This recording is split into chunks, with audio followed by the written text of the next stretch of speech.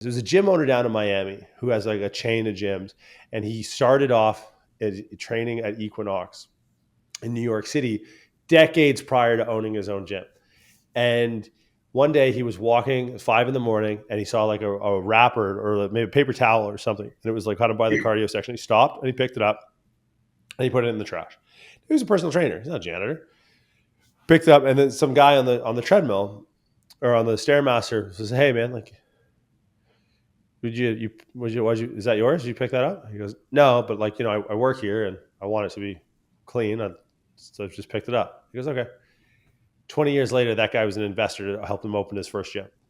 And he told him that's, like that little moment of being a professional told him everything that he needed to know about who this guy was as a person. And he was, he then invested in his gyms, and both legacy. I mean, whether it's legacy or whether it's anatomy, I know they're both doing very well in the Miami area. So it's like, that goes to show you, like, here's a guy who's a dog in the finance world in there at 5 a.m. who has to pick up, and maybe even quite literally, not even metaphorically, pick up trash around his office.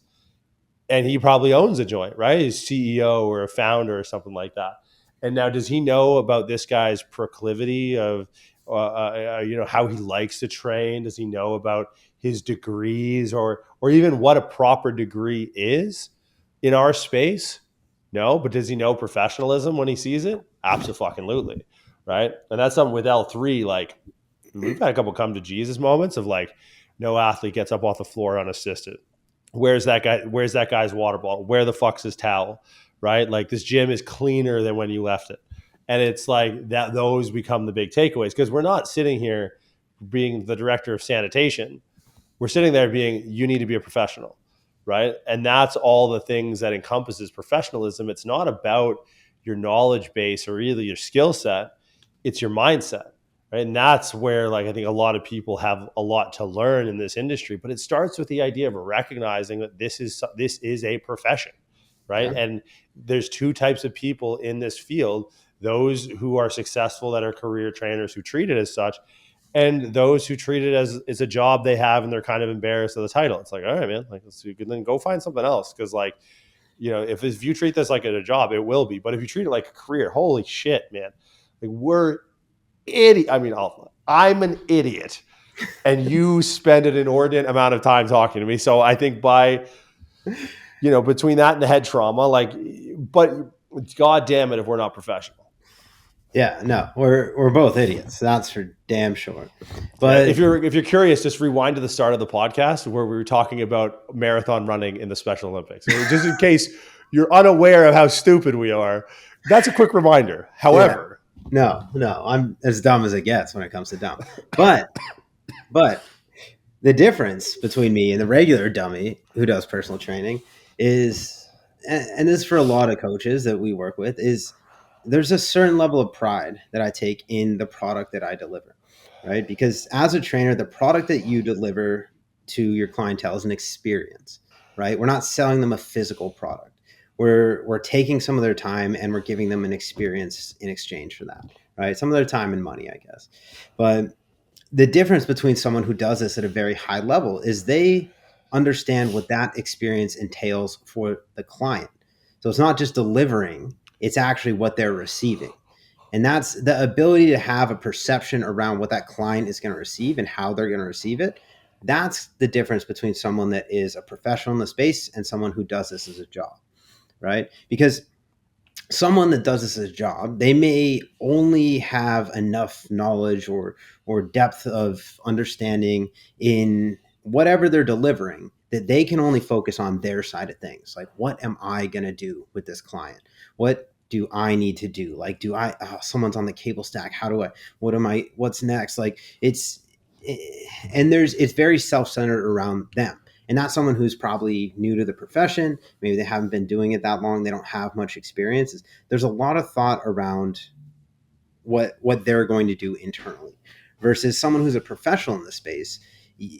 That pride in delivering that experience is around the user experience, not exactly your experience in that moment. It's like, yeah, I'm probably going to be uncomfortable. If I'm training all day, like I'm going to be on my feet, like I'm going to have to take a piss really fucking bad. Like I'm probably skipping meals or just like eating bars and shakes in between. Like it's not necessarily focused around what I'm going through. It's focused around that client experience. Like I'm going to be there early. I'm going to be ready. I'm going to be set up. I'm going to have 4 different variations of every exercise in my head if this isn't available and that's not available. I'm going to have a conversation with them. I'm going to be personal. Like I'm going to understand where they're at both physically and mentally coming into the session. I might have to scrap everything I had planned, but I still have a plan B, and like making it seamless as possible of an experience on their end, and like metaphorically picking up the trash around the gym.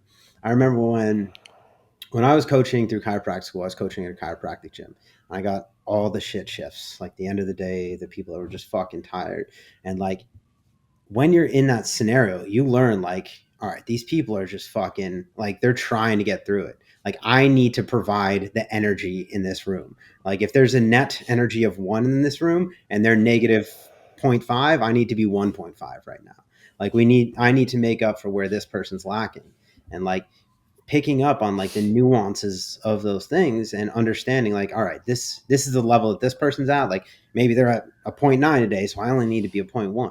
And like just understanding that energy balance around like, all right, what did they need out of this experience? And then taking pride in the product that you're actually delivering and the experience that you're delivering to them. I think that's a huge part of the difference between someone that's doing training as a job versus someone that's making a career out of that.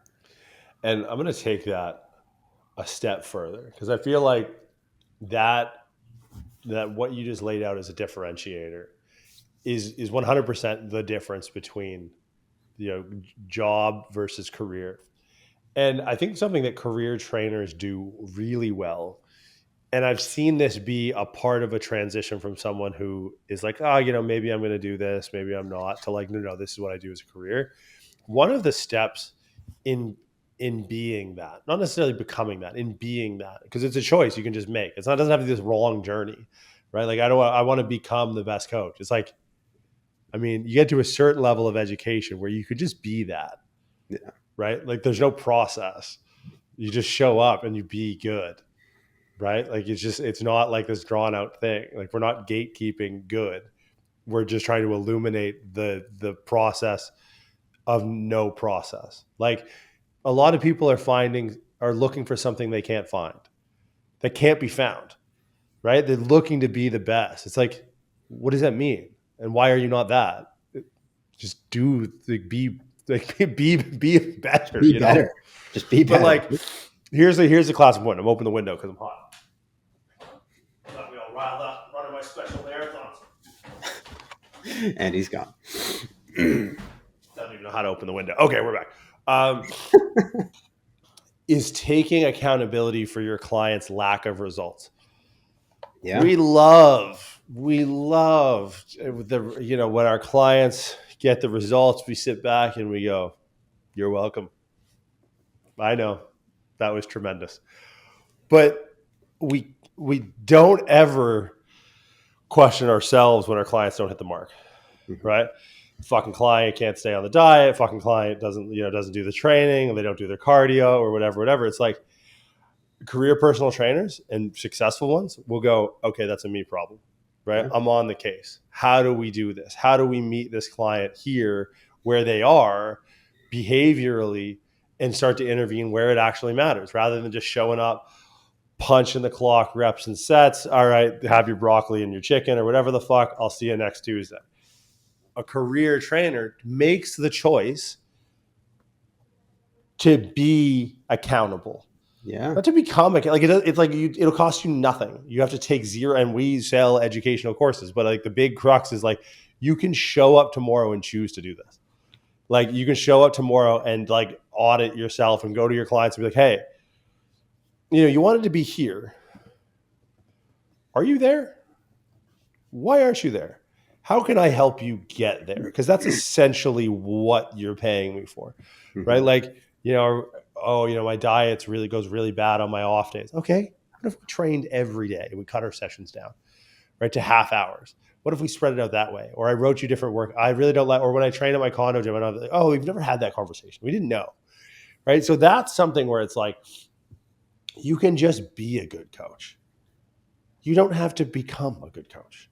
Like, it's baffling to me to watch people. And the bitch of it is, they usually have more than enough knowledge base. And again, we're kind of shooting ourselves in the foot, but at the same time, it's like, it is a lesson that I think people need to realize, and not even learn. You have to realize that this is there, that Yeah. you being a great coach is there, right? Like, barring, and I think we can speak in those absolute terms, just understanding that the majority of people who have found this and listen to this podcast all the time, we know kind of by the numbers. And if you subscribe, we'll know more. But like, with people who repost and share stuff on Instagram, it's like, these people are really, really smart, right? And there probably are great coaches.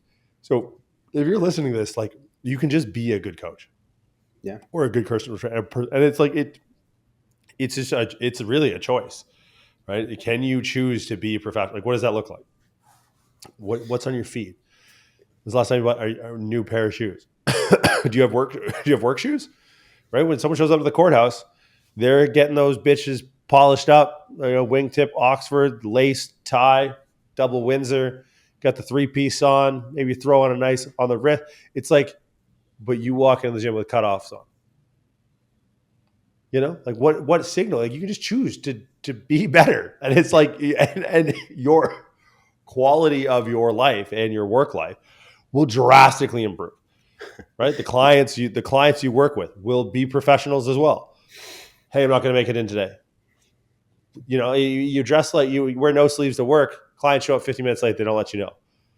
You start organizing yourself and cleaning yourself up a little bit. Next thing you know, clients are much more proactive, right? They're paying you more. They respect your time more because they respect their time more. It's just like, things just fall into place for people who choose to make this job a profession. And that's true of all professions.